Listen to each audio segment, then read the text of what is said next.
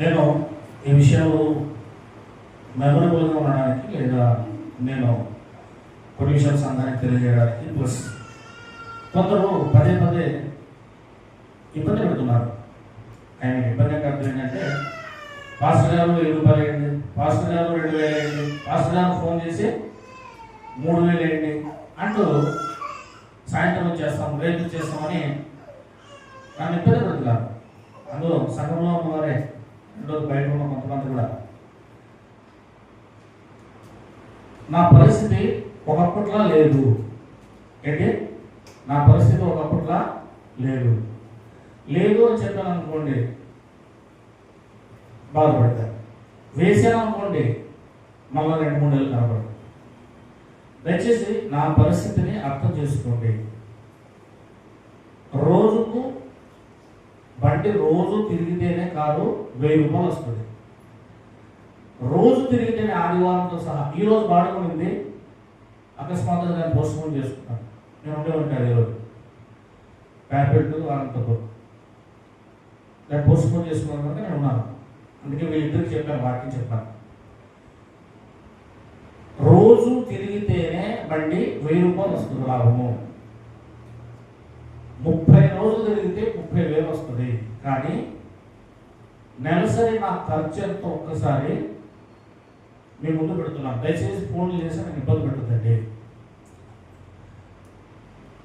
ఇబ్బంది పెట్టద్దండి. తిరిగి మిమ్మల్ని అడగలేము. అందుకే ఒక 10 కాలమ్స్ 1, 2, 3 అంటూ ఒక 10 చెప్తాను. చూడండి నా పరిస్థితి ఎట్లుంటుందంటే ఒకప్పుడు మాత్రం లేదు. అందులో వచ్చి గోధులో పడేట్టుంది. మొదటిది కారు ఈఎంఐ నెలకు 19,000 కట్టాలండి. నెంబర్ 1 కారు ఈఎంఐ ఎంత కట్టాలమ్మా? ఒక 10 నిమిషాలు కంప్లీట్ చేస్తాను.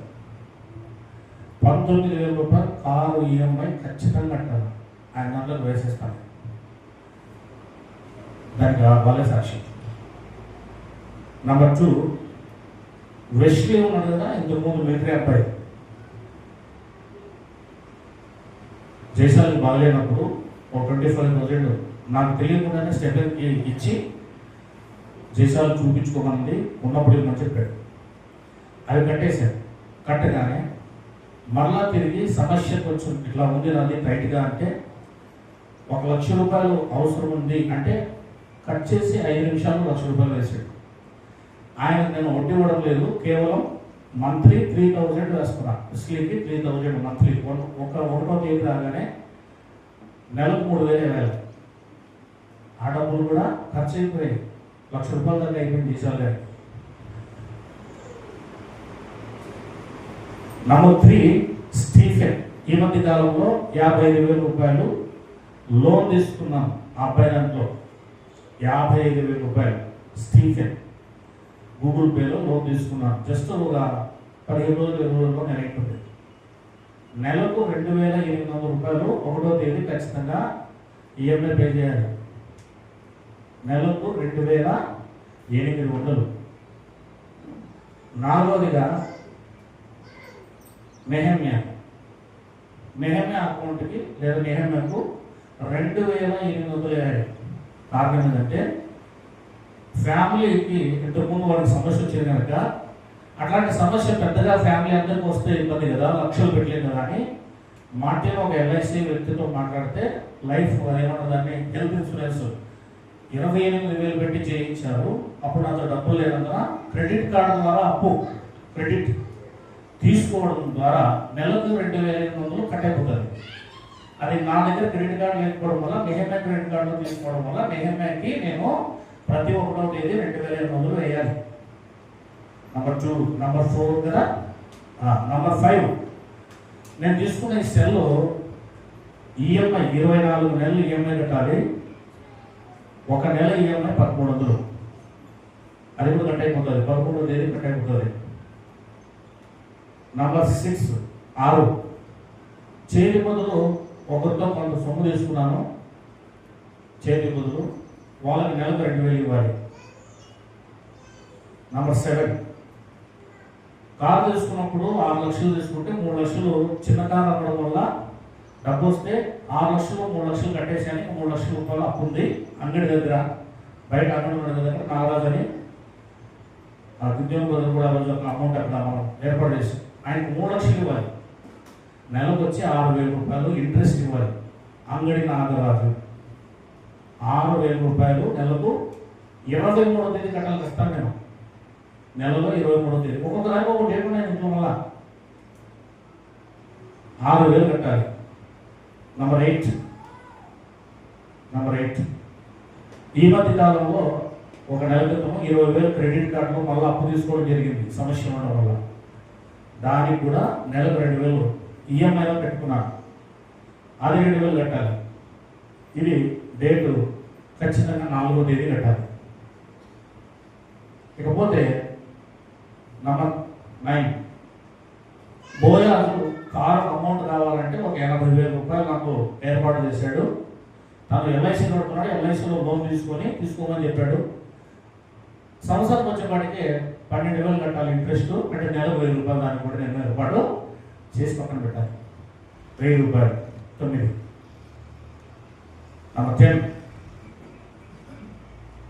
గోల్డ్ లోను లావణ్య తన దగ్గర ఉన్న చైన్ పెట్టి ఆంధ్ర బ్యాంకులో గోల్డ్ లోన్ తీసుకొని నాకు 83,000 రూపాయలు ఇవ్వడం జరిగింది. దానికి సంవత్సరానికి 12,000 అవుతుంది, నెలకు 1,000 రూపాయలు దానికి కూడా మన పక్కన తీసి పెట్టాలి. ఇప్పుడు టోటల్ ఎంతైందండి? 40,900 అయింది దాదాపు. ఇప్పుడు 40,900 నేను సంపాదించాలి అంటే ఇది పక్కా లెక్కండి. నా ఫోన్పేలో ప్రతిదీ కూడా ఉంటుంది. అది ప్రతిరోజు తిరిగితే 1,000 రూపాయలు వస్తుంది, 30 రోజులు తిరిగితే 30,000 వస్తుంది. 30 రోజులు కాదు కదా, 10 రోజుల నుంచి అక్కడ పడుతుంది నిండు తప్ప 10 రోజుల నుంచి అక్కడ పడుతుంది. ఎప్పుడు నేను 40,900 రూపాయలు కట్టాలి. నేను ఎప్పుడు అనుకుంటున్నా 40,900 రూపాయలు నెలకు వచ్చేదానికి నేను కట్టాలి. ఇంత ఇబ్బందులు నన్ను ఇబ్బంది పెట్టే వాళ్ళు కూడా ఉన్నారు. మళ్ళా పాస్టర్ గారు 2,000 ఏంటి, పాస్టర్ గారు 5,000 ఏంటి, ఒక ఆయన అయితే 100 సార్లు చేస్తా ఫోను, సాయంత్రం చేస్తారన్నాడు, 3 నెలలు అయితే లేదు, 100 సార్లు ఫోన్ చేసిన ఎక్కడ. మన సంఘస్థుల కోసమే చెప్తున్నాం, బయట వాళ్ళ కోసం కాదు.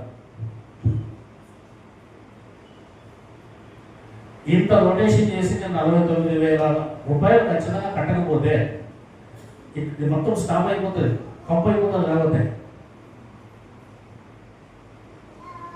మరి ఇందులో బండి నడదా అంటే కనీసం దాని కంతు వరకు బండి నడుస్తూ ఉంది ప్రతి నెల, అంటే 20,000 దాకా బండి సంపాదిస్తూ ఉంది. ఒక్కొక్కసారి ముందుకి, ఒక్కొక్కసారి వెనక్కి, యావరేజ్ రోజు సంపాదిస్తూ ఉంది. మిగిలిన 21,000 ఎక్కువ చేస్తూ ఉంది.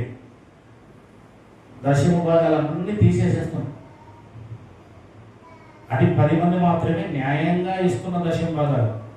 50 మందిలో 10 మంది మాత్రమే ఇస్తున్న దశమ భాగాలు మొత్తం తీసి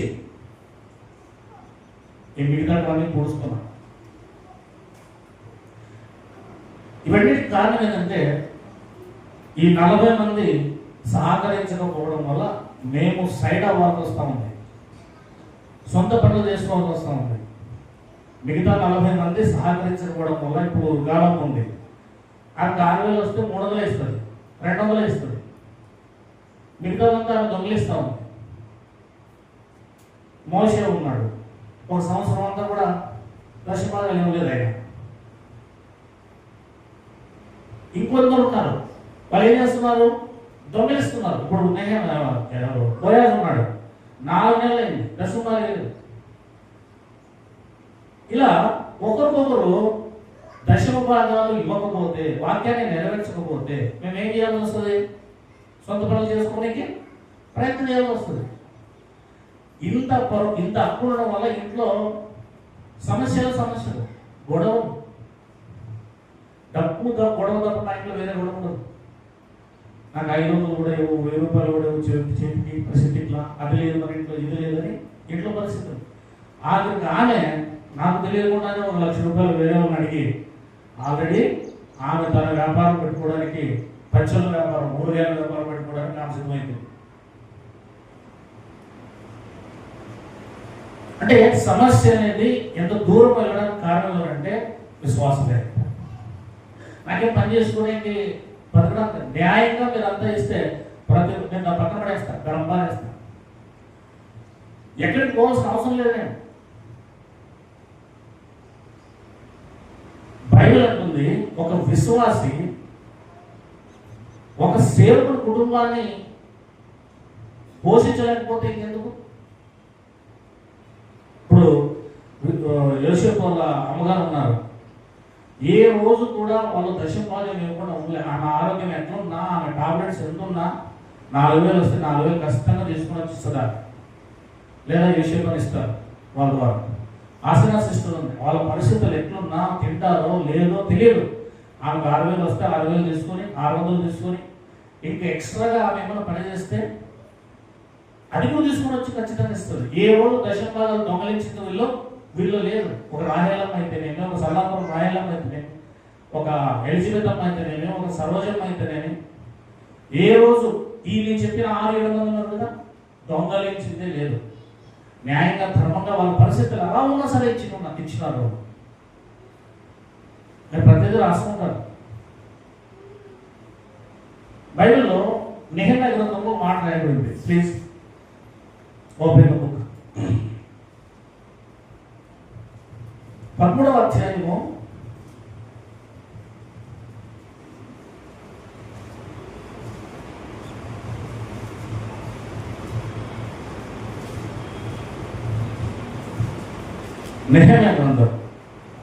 412వ పేజీ. కరెక్టేనా? అదేనా? 10వ వచనం. మరియు లేవీయులకు రావాల్సిన పాలు వారికి అందకపోవుట చేత అందలేదు. వాళ్ళకి రావాల్సిన పాలు వాళ్ళ జీతం అది, దట్ ఈస్ వాళ్ళ శాలరీ అదండి, వాళ్ళ జీతం అండి. అలాగే పడుకున్నాండి కొరింథీయులకు రాసిన మొదటి పత్రిక 11వ అధ్యాయం. మా కడుపుకు వచ్చిన మా జీతాన్ని దొంగలిస్తున్నారు, మేము పోషింపబడవలసినది మా నోటి నుంచి గుంజేసుకుంటున్నారు, మా ప్లేట్లో పెట్టవలసినవి మీరు లాగేసుకుంటున్నారు, మేము తినాల్సినది మాకు ఇవ్వడం లేదు. ఒక యజమాని ఒక కుక్కను సాకున్నాడు, గడను సాకున్నాడు, ఒక పక్షిని సాకున్నాడు. ప్రతిరోజు ఆ యజమాని ఏం చేయడానికి సమయానికి ఆహారం పెట్టి తీరాలి. కానీ ఆయన పెట్టకపోతే అవి ఆకలితోనే ఉంటాయి, ఆకలితోనే చస్తాయి. ఆ యజమాని ప్లేట్లో ఏదో తీసుకొస్తున్నప్పుడు ఎంతో సంతోషంగా ఎదురు చూస్తాయి అవి తినడానికి. దేవుడు సేవకుని కాపురిని సంఘము అనే గొర్రెలు పోషించాలి. నిజముగా విశ్వాస అయితే నువ్వు పోషించాలని దేవుడు బాధ్యతలు పెట్టాడు. మాకు రావాల్సిన దొంగలిచ్చి మా ద్వారా ఆత్మ సంబంధమైనవని పొందుకొని మేలులు పొందుకొని దేవుడి ద్వారా మేలులు పొందుకొని నువ్వు దొంగలిస్తే ఎంత కిరాతకుడివి, లేకపోతే ఎంత దైవ చోరుడు ఆలోచన చేయవు. సరే 11వ అధ్యాయం. నాకు ఈ మాటలు చెప్పడానికి అధికారం ఉంది అందుకే నేను మాటలు చెప్తున్నాను. 11వ అధ్యాయం అంటే కొందరు మాత్రమే ఇలా అని కాదు, చాలా మంది దొంగలిస్తే పేరునే చెప్పుకుంటూ పోతే బ్రదర్ మోషే పేరు మాత్రమే చెప్పాను, కానీ పేరునే చెప్పుకుంటూ పోతే ఇక్కడ ఉన్న వాళ్ళందరూ పేరు చెప్పాలి.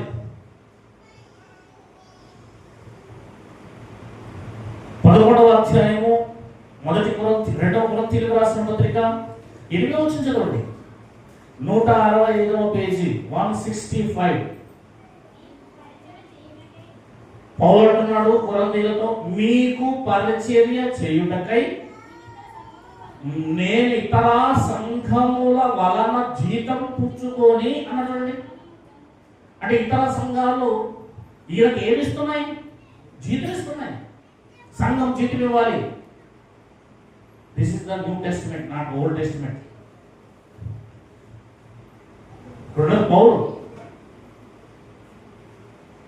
ఇతర సంఘాలు నాకు జీతం ఇస్తున్నాయి, ఆ జీతాన్ని తీసుకొని మీకు నేను కొత్త వాళ్ళ కనుక నేను ఇంకా మీకు ఉచితంగా సువార్త ప్రకటిస్తున్నాను అన్నాడు.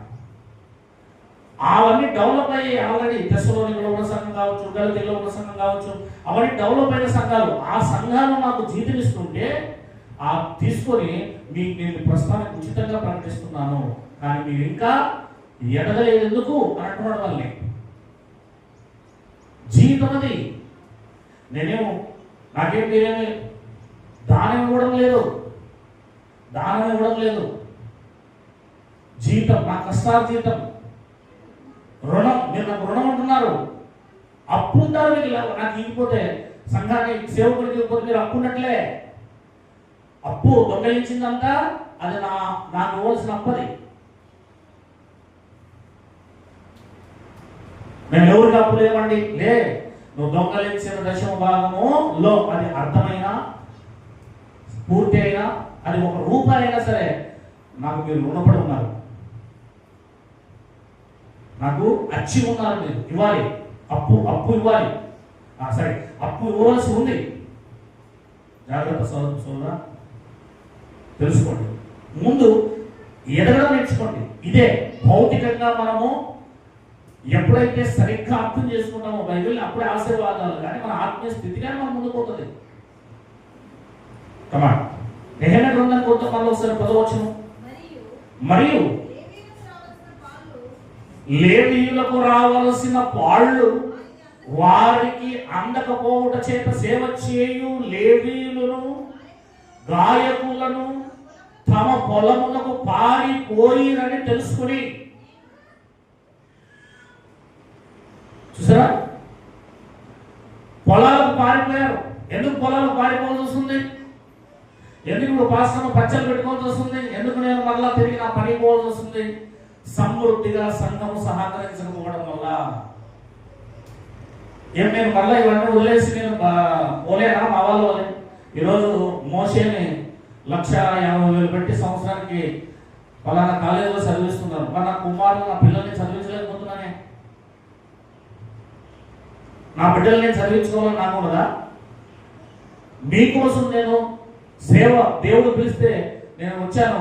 మీరు నా కొరకు చేయాల్సిన పని ఏంటి? గొర్రె తన పాలను తన సర్వస్వాన్ని ఇవ్వాలి. బేసిక్ నాలెడ్జ్ లేదు మనకి.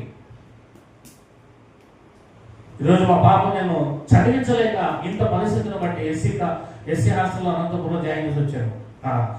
కాలేజీలో, గవర్నమెంట్ కాలేజీలో జాయిన్ చేసి వచ్చాను. ఏదో మాకు 2 ఏళ్ళు అట్లా, కానీ కంప్లీట్ గానే. ఎందుకు? ఈ పరిస్థితులు బాలేవు.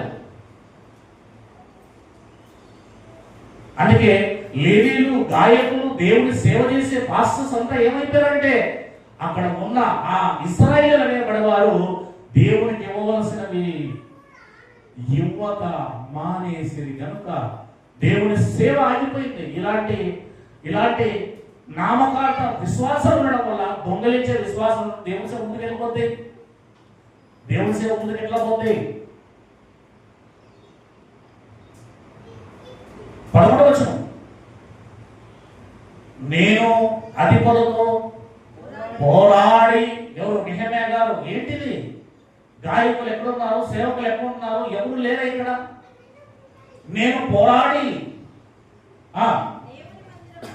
దేవుని మందిరము ఎందుకు మీరు లక్ష్య పెట్టడం లేదు? దేవుని మందిరాన్ని వారిని సమకూర్చి, ఎవరిని? గాయకులను, లేవీయులను, దైవ సేవకులను సమకూర్చి తమ స్థలములలో ఉంచి తిని, అటు తర్వాత మొత్తం 12 గోత్రాలు వారందరూ కూడా ధాన్య, ద్రాక్ష రసము, తైలములో 10వ భాగము ఖజానాలోకి తీసుకొచ్చారు. ఒకరు చెప్పాల్సిన అవసరం లేదు. విశ్వాసం అయితే ఒకరు చెప్పాల్సిన అవసరం లేదు. 100కి వచ్చిన దాంట్లో 10వ వంతు నాది కాదని బైబిల్ చెప్పింది. నీకు వచ్చిన 100 రూపాయలు, 10 రూపాయలు నీది కాదని దేవుడు చెప్పాడు. మలాకి గ్రంథం 3వ అధ్యాయం 8వ వచనం. మలాకి గ్రంథం 3వ అధ్యాయం 8వ వచనం. మానవుడు అదిగో ఎవరైతే దొంగిలిస్తున్నాడు? నువ్వు ఎవరు మనుషులతో దొంగిలిస్తలేవు. ఎవరైతే దొంగిలిస్తున్నావు? దేవుని వద్ద దొంగిలిస్తున్నావు. మానవుడు దేవుని యొద్ద దొంగలించునా? అయితే మీరు నా యొద్ద దొంగలించితివి. ఏ విషయంలో మేము మీ యొద్ద దొంగలించితిమని మీరు అందరూ అంటారు. తిరిగి మరలా 10వ భాగమును ప్రతిష్ఠిత అర్పణలను ఈ యొక్క దొంగలించితివి. ఈ నా జనులందరూ అంటే సంఘంలో దాదాపుగా 50%, 51%, 40 మంది దొంగలిస్తూనే ఉన్నారు అని అర్థం. ఈయన నా యొద్ద ఏం చేస్తున్నారు? దొంగలిస్తూనే ఉన్నారు. ఏంటంట? అలా దొంగలించి శాపగ్రస్తులు అవుతున్నారు. నా మందిరంలో ఆహారం ఉండునట్లు 10వ భాగం అంతయు మీరు నా మందిరములకు తీసుకుని రండి. దీన్ని చేసి మీరు నన్ను శోధించినట్లా నేను ఆకాశపు వాక్యములను విప్పి పటజాలనంత పుస్తారముగా దీవెనలు కుమ్మరించదని సైన్యములకు అధిపతి యెహోవా సెలవిచ్చుచున్నాడు. మీ పంటను తిను వేయు పురుగును నేను గద్దించెదను. అవి మీ భూ పంటను నాశనం చేయవు. మీ ద్రాక్ష చెట్లు ఆకారపు ఫలములను రాల్పక ఉండునని సైన్యములకు అధిపతి యెహోవా సెలవిచ్చుచున్నాడు. దేవునికి మహిమ కలుగును గాక. స్వయంగా దేవుడు చెప్తున్నాడు, 10వ భాగాలను దేవుని దగ్గరికి తీసుకురావాల్సింది మీరు ఏం చేస్తున్నారు? దొంగలిస్తున్నారు. నువ్వు ఎంత దొంగవంటే దేవునికి ఇవ్వవలసిందే దొంగలించేవాడు, కానీ దేవునికి మాత్రం సమస్తము ఇవ్వాలి. దేవుడికి ఇవ్వాలి. దేవుడికి ఇచ్చేటప్పుడు మాత్రం నువ్వు దేవుడికి ఇవ్వాల్సిన అవసరము లేదు. అలాంటప్పుడు విశ్వాసంగా కాకుండా అవిశ్వాసంగా లోకంలో కలిసిపో. మీతోనే చెప్తున్నాను, 200తో నాకు ఏ భయం లేదు. వాక్యము ఉన్నట్టుగా చెప్పడమే నా ధైర్యం. పాస్టర్ ఉంటారు అప్పుడు నాతో అందరూ వెళ్ళిపోతారేమో, వెళ్ళిపోలే నువ్వు ఉంటావు నేను ఉంటాను, అంతే కదా. వాక్యమును ఉన్నట్టుగా చెప్పడమే నా బాధ్యత. ఏం జరుగుతుంది? దేవుని కోసం బ్రతికే నిలబడతారు. దేవుని కోసం బ్రతుకున్న గాలికి ఆ పొట్టులా ఎగిరి పోతారు. లేదా సత్యం తెలుసుకొని వారు దేవుని కోసం త్యాగం చేసుకుని జీవితాన్ని జీవించడానికైనా ఆరంభిస్తారు.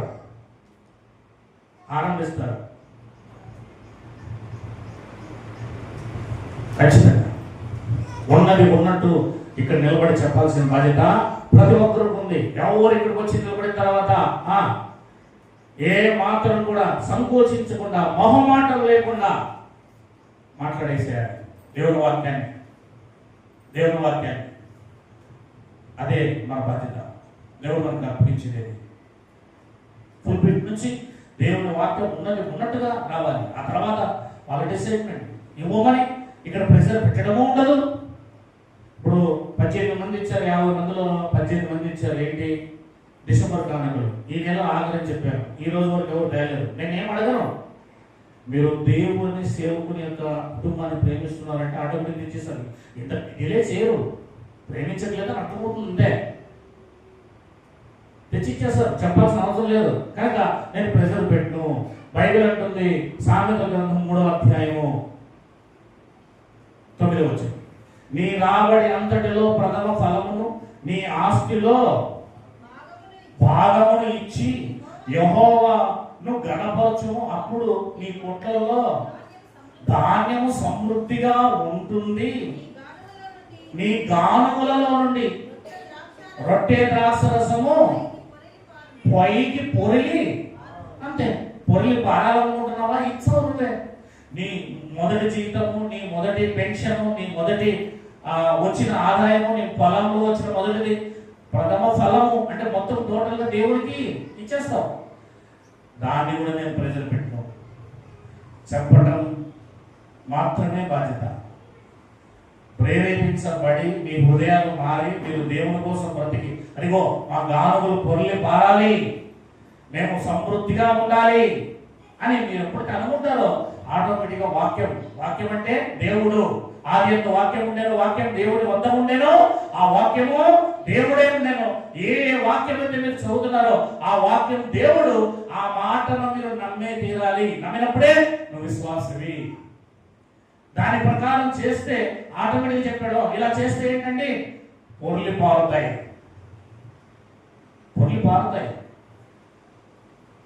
పొల్లి పారాలంటే ఏం చేయాలి? ఇప్పుడు నీ అంతటిలో ప్రథమ ఫలము నీ ఆస్తులు భాగం దేవుడికి ఇస్తే అప్పుడు పొల్లి పారుతాయి.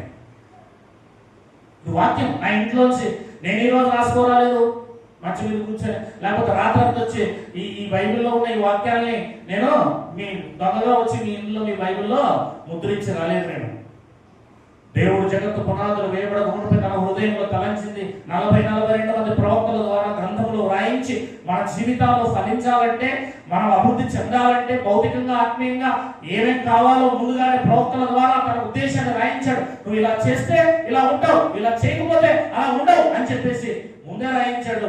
ఈ విషయాలు మనం వినవట్టుగా వింటామే కానీ క్రియారూపకం మాత్రము చేయము. లూకా సువార్త 6వ అధ్యాయం 38వ వచనం ప్రభువైన యేసుక్రీస్తు వారు కొత్త నిబంధన కాలంలో చెప్పిన మాట, క్షమించుడి అప్పుడు మీరు క్షమించబడరు, ఇవ్వుడి అప్పుడు మీకు ఇవ్వబడను, అణిచి విదిలించి దిగజారునట్లు. జాగ్రత్త వినాలి, ఇక్కడ చెప్పాల్సిన మాట ఉంటుంది. దిగజారునట్లు నిండు కొలతను మనుషులు మీ ఒడిలో కొడుతురు, మీరు ఏ కొలతతో కొడుతురో ఆ కొలతతోనే మీకు మరలా కొలవబడనని చెప్పారు. అంటే మీరు ఏ రకంగా దేవుడికి ఇస్తున్నారో దేవుడు అదే రకంగా మీకు అదే కొలత ఇస్తారంట. ఏమండి, మనము ఎవరింటికైనా వెళ్ళి అమ్మ ఉప్పియండి అమ్మ అని చెప్పేసి అన్నాం అనుకో, వాళ్ళు గ్లాస్ తీసుకొని, ఇలాంటి గ్లాస్ తీసుకొని, గ్లాస్ ఇక్కడ ప్రభాత భోజనానికి సంబంధించిన వల్ల ఆ గ్లాస్ ఉందనుకోండి, గ్లాస్ నిండా ఇచ్చారనుకోండి ఉప్పు, ఆమె చూస్తూ ఉంటుంది కదా. 2 గ్లాసులు తీసుకొచ్చి ఇస్తుంది. ఏమన్నా గ్లాస్ ఉందనుకోండి, ఇక్కడ దాకా ఉప్పు వేసి ఇచ్చినాం అనుకోండి, బియ్యం వేసి ఇచ్చినాం అనుకోండి, లేదా ఏదైనా వేసి ఇచ్చినాం అనుకోండి, కొలత సేమ్ ఆమె కూడా మళ్ళీ ఏం చేస్తుంది? అదే కొలతతో ఇస్తుంది. బైబిల్ వాక్యం అండి. ఈ సూచనలు మనం అర్థం చేసుకోలేకపోతున్నాం.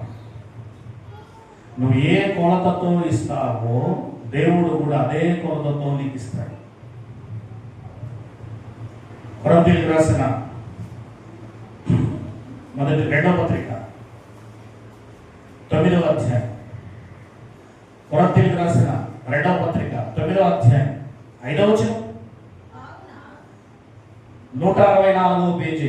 కావున లోగడ ఇచ్చేదమని మీరు చెప్పిన ధర్మము, అంటే అంతకు ముందు మీరు చెప్పారు, మీ నోటితో మీరు చెప్పారు, ఇందాక అన్నది కదా, మొక్కుబడి చేసుకున్న తర్వాత, వాగ్దానం చేసుకున్న తర్వాత దాన్ని నెరవేర్చకపోతే అది శాపంగా పాపంగా మారుతుంది. నోటితో మనం చెప్తాం ఇస్తామని. అలాగే చెప్పాడు. ఈ కొరింథీయులు ఏం చెప్పారంటే, మీరు లోగడ ఇచ్చేదమని మీరు చెప్పిన ధర్మము పిసిరితనముగా ఇయ్యక, పౌలు గారు చెప్తున్న మాటేనా ఇది? పరిశుద్ధాత్మ చెప్తున్న మాటేనా ఇది? దేవుడు చెప్తున్న మాటేనా? లేదా? ఇచ్చేటప్పుడు ఎట్లా ఇస్తారంట? ఎవరైనా కూడా బైబిల్ రాయబడిందా, నేనేమో సొంతంగా రాసుకొచ్చినానా? చెప్పాలి. బైబిల్లో ఉన్న మాట చెబుతున్నాడు పాస్టర్ గారు అని మీరు ఎప్పుడైతే అర్థం చేసుకుంటారో అప్పుడే. నన్ను ఏరియాలాగా ఎలిసేలాగా మీరు అవతల ఆహాబలాగా ఉండి చూశారనుకో, ఇబ్బంది అవుతుంది. చూడండి, మరింత బోల్డ్ టైట్ అవుతుంది. రిసీవ్ చేసుకోండి, మీ జీవితాన్ని బాగు చేసుకోండి అంతే. లోగడ ఇచ్చేదమని మీరు చెప్పిన ధర్మము పిసినితనముగా ఇయ్యక ధారాళముగా ఇవ్వవల్లని చెప్పి సహోదరులు మీ యొద్దకు ముందుగా వచ్చి దానిని జమ చేయుటకి వారిని హెచ్చరించుట అవసరమని తలంచి తిని. అంటే మీరు ఇస్తామని చెప్పారు కనుక మేము పంపిస్తున్నాము. వాళ్ళు వచ్చారు, మీరు ఇచ్చేటప్పుడు పిసినితనంగా. ఒక రాజు తన కుమారునికి వివాహం చేయాలనుకున్నట్ట, ఒక గంగాళంలో పెట్టించాడంట. ఊరందరితో అన్నాడంట, చేయక నేను నా కుమారునికి వివాహం చేస్తున్నాను, మీరందరూ కలిసి, నేను ఎప్పుడు అడగలేదు, మీరందరూ కలిసి ఒక్కొక్కరు 1 లీటర్ పాలు తీసుకొచ్చి ఫ్రీగా నాకు అందులో పోయినాడంట. నాట్లోడు మాటినట్లోడు మోసే బ్రదర్లో అందరూ ఉంటాం కదా. ఉందా? ఏం చేశాము? వీళ్ళంతా పాలు పోస్తే నేను 1 లీటర్ నీళ్ళు పోస్తే అందులోకి ఎవడు కనుక్కుంటారులే అనుకొని అందరూ అదే ఆలోచన కలిగి ఏం చేశారు? గంగాలో నిండా నీళ్ళు వేసుకొచ్చారు. ఆఖరికి మా ఊర్లో ఉండేవాళ్ళని ఎంతగానో ప్రేమించి పాలు వేసారులే అని చెప్పేసి పాయసం చేద్దాం కూడా ఆయన. చివరికి చూస్తే గంగాను కుళాయి ఓపెన్ చేసి ఏమొచ్చింది, మొత్తం నీళ్ళే వస్తాయి, ఒక పాలు రావట్లేదు. అంత దొంగలు పడినాం. ఎక్కడ పెట్టుబడి పెడితే వస్తుందో మనకు తెలియదు. మనం ఎక్కడ పెట్టుబెడతాం? 10 రూపాయలకు 5 రూపాయలు వడ్డీ చెల్లిగా పెట్టుబడి పెడతాం. న్యాయంగా 2 రూపాయలకి ఇస్తే ధర్మం. 10 రూపాయలు 20 రూపాయలు అట్లా. ఒక ఆయన ఉన్నాడు, చర్చి నుంచి వెళ్ళి ఆయన చెప్తాడు, పోయిన ఆయన 20 రూపాయలు ఇస్తాడు నోట్. ఆయన ఎంత? 20 రూపాయలు. ఏంటండి ఇది? ఇలా అధర్మంగా వడ్డీలు పిండి చేసేస్తున్నాం. అన్నది ధర్మంగా చేయమని చట్టం చెప్పింది. ధర్మంగా చేస్తే తప్పలేదు. అది కూడా అవతల వాళ్ళు దాన్ని బిజినెస్కి వాడుతున్నారా, అవతల వాళ్ళ ఆరోగ్యానికి వాడుతున్నారా, అవతల వాళ్ళ సమస్య ఉండి తీసుకున్నారా, దాన్ని బట్టి ఉంటుంది. సంఘంలో ఉన్న వాళ్ళ సమస్య బట్టి ఎవరైనా కూడా అడిగితే వాళ్ళు ఖచ్చితంగా ఏం చేయాలి, మనము హెల్ప్ చేయాలి, చేయబదులుగానే ఇవ్వాలి. వాడు నీ దగ్గర 1 లక్ష రూపాయలు తీసుకుని బిజినెస్ చేస్తున్నప్పుడు దాన్ని వడ్డీ ఇవ్వాల్సిందే. ఎందుకంటే వాడు 10 రూపాయలు సంపాదిస్తున్నాడు.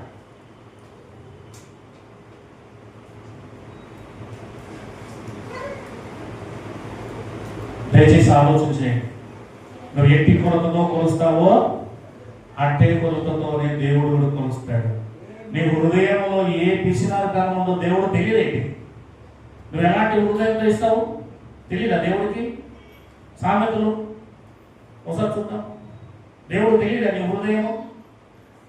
ఏమండి, దేవుడు తెలుసా తెలియదా? ఎక్కడుందండి? యెహోవా హృదయములను పరిశోధించువాడు. కిందనే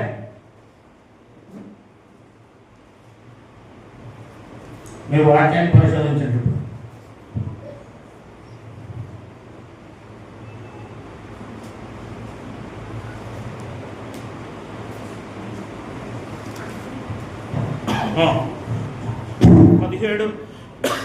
పదిహేడు సామెతలు 3 543వ పేజీ పాత నిబంధనలో. వెండికి మూసగలదు, బంగారు కొలిమిగలదు, హృదయ పరిశోధకుడు. అంటే నువ్వు ఈ హృదయంలో ఏ ఉద్దేశంతో ఇస్తున్నావో, ఏ ఉద్దేశంతో ఇవ్వడం లేదు, నీ హృదయంలో తొంగి చూసి వీడు ఇట్లాంటి వాడా, నేను కూడా నేను ఇట్లానే చేస్తున్నా. అది 15వ అధ్యాయం 11వ వచనం. అదే సామెతలు 15:11. పాతాళమునకు అగాధ కూపమును యెహోవాకు కనబడుచున్నది. నరుల హృదయములు మరి తేటగా ఆయనకు. నీ హృదయంలో ఏ ఉద్దేశం ఉందో దేవుడికి ఇచ్చేటప్పుడు తెలియండి. నువ్వు ఎవరితో మోసం చేస్తున్నావు, ఎవరితో ఏమాడుతున్నావు. అందుకే అన్నాడు 9వ అధ్యాయము 2వ కొరింథీయులకు రాసిన పత్రిక, కొంచెముగా విత్తువాడు, 6వ వచనం, కొంచెముగా పంట కోయును. ఇది పౌలు గారు పరిశుద్ధాత్మ ప్రేరేపణతో చెప్తున్నాడు. సమృద్ధిగా విత్తువాడు సమృద్ధిగా పంట కోయును అని ఈ విషయమై చెప్పవచ్చును. చదువు కొనకై ఇచ్చేటప్పుడు ఎట్లా ఇస్తామండి?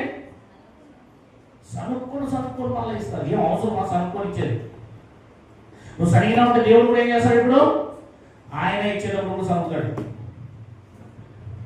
వీనికి ఇవ్వాలంటావా? ఇంటికి వీనికి ఇవ్వాలంటావా? చెప్పండి. మన పరిస్థితులు ఒక రకంగా ఉన్నప్పుడు ఒక రకంగా ప్రవర్తిస్తాం, మన పరిస్థితులు ఒక రకంగా ఉన్నప్పుడు ఒక రకంగా మనం ప్రవర్తిస్తాం.